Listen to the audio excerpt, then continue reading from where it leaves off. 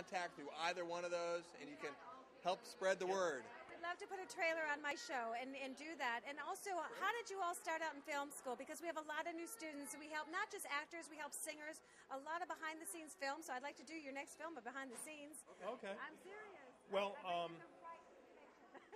well, I started in advertising actually first, and worked behind the scenes with producing through advertising, and then I went into animation and visual effects, and then from there I met Ryan Bodie, who came on and started doing some of the filming of the projects that I was working on. So through there we built a relationship. A lot of the kids are watching this in school. We have other ages, and they said, I'm too old for this, and you're never too old in this business. Absolutely not. I didn't start doing filming until I think I went to film school at age 23. Where did you go to film school? In Manatee Community College. Absolutely. There's, the best thing to do for me, especially financially, is go find a place where you can sort of get your entry level in. Make sure, one, that you like it. Make sure, two, that you're good at it, because you're going to spend a lot of time and money. And so, if it's just going to be a passion for you and you're going to have another job, it's something to consider. So it's a great way to find out. So you can find a nice community college that has a good program, like MCC has a great film program there. So you can go and you get your feet wet, you can play, you can try things out, you can network, you can start to meet people, and just see where it takes you from there. And we've got a lot of great film schools here as well. I mean, UC has it, Ringling School of Art and Design, or College of Art and Design now has a film degree in there as well. So there is a lot of local schools that are really pushing the filmography education. Yeah, you might just be a natural, like this guy. Yeah. Tell me why. Let me tell you about this guy. I'm going to brag about this guy. Okay, now this is a perfect example of someone who, if I could speak for you, decided to get into film later in his life, totally natural at it. He's sort of going through the steps, and same thing though, even with his producing and the stuff that he's doing, he's still having to get some knowledge from somewhere. So whether it's from people that know it, or books, mentorship, finding people who are doing it, and getting in with them and understanding and talking to them, and then boom, next thing you know, 2-3 years into it, you got a producer. Actually, Keith had a background in theater. A background in theater, but didn't go that route. I mean, Keith's in real estate, but when he came with the project, Click Clack Jack project, he created Click Clack Jack and came up with the story and everything, and then approached Ryan with this idea. And we didn't even think that he was going to be Click Clack Jack, but he is Click Clack Jack. And so when we had him do he is Click Clack. There's no when we had him do an audition for it, it was like, we can't use anybody else. So actually, he was a producer, so technically he didn't audition for it. Yeah, he was reading the lines, which we were auditioning kids, and he was there because he's the producer and it's his film, and so we're like, he's like, hey, I'll read the opposite lines, and like the very first line out of his mouth is Click Clack Jack reading opposite. Right, I was like, he's right here the whole time, right here, gold. No, it's right in front of you there. I said, God is so good.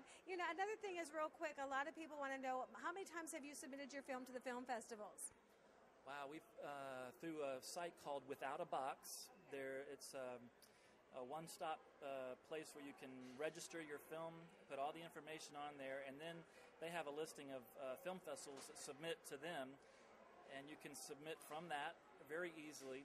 I think we have submitted to over 50 films, maybe close to 50. It's 40, over 45, between 45 and 50 films. Keep going. And how did you feel when you found out you were selected for the Sunscreen Film Festival? I mean, who got the notice and said you have been selected? Well, we both kind of do. We through the website, through the Without a Box website, and they use Ryan's email and send it to him. So between the two of us, we got it. So it's thrilling. It's whenever you get accepted, it's just it's an honor. It is. I'd like to help you because I'm in the schools, and if you can say you're watching the Dawn Reese, like Dawn Dishwashing Liquid, Reese's Peanut Butter Cups, and show, and Cool TV, because it's cool to stay in school, and we're in the schools. We'd like to help market with the kids and talk to them with what we're doing with your film. Great. Okay. He's the actor, so we're going to leave it to him. I don't have a script, though. What's the script again? Here we go. You're watching the Dawn Reese show and Cool TV. At Cool TV. Hey. And Cool TV. And Cool TV. You are watching the Dawn Reese show and Cool TV. It's cool. Amen. Do you have an agent or manager yourself? No. All the agents that are here and producers and all the people, which you're producing yourself. Yeah, no, it's kind of embarrassing. You know, you have to produce a show just so you can be in it. But That's why I'm doing this.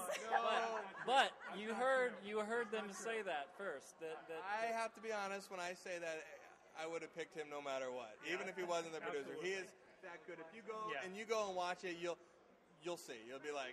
You work with the local casting directors here too yourself. Did you call them or the local agents? Or? In this case, we didn't because we knew we had to film in California. Unfortunately, it's a period piece, 1870s.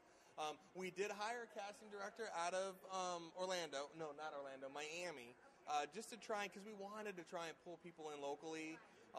And that didn't really work out. We hired one in LA, but we did hold an open casting here locally. In fact, 4 of our kid leads came from Bradenton, came from right where we live. We did have some local kids here that went out with us, that flew out with us, and were part of it. And just one more question, because I know, thank you for your time. This is so valuable. When those kids came in to audition for you, what stood out that you said, that's it, they got it? Do you remember anything that comes to mind? There's a confidence level that comes from those that I think that know they've practiced maybe their lines, or they practice a little story that they want to tell, and there's something in their eyes that you can tell that they have a confidence. But that's not to say that those that don't have it can't develop that. They just maybe are just inexperienced. So it does take, try after try and try again, until they get it and understand.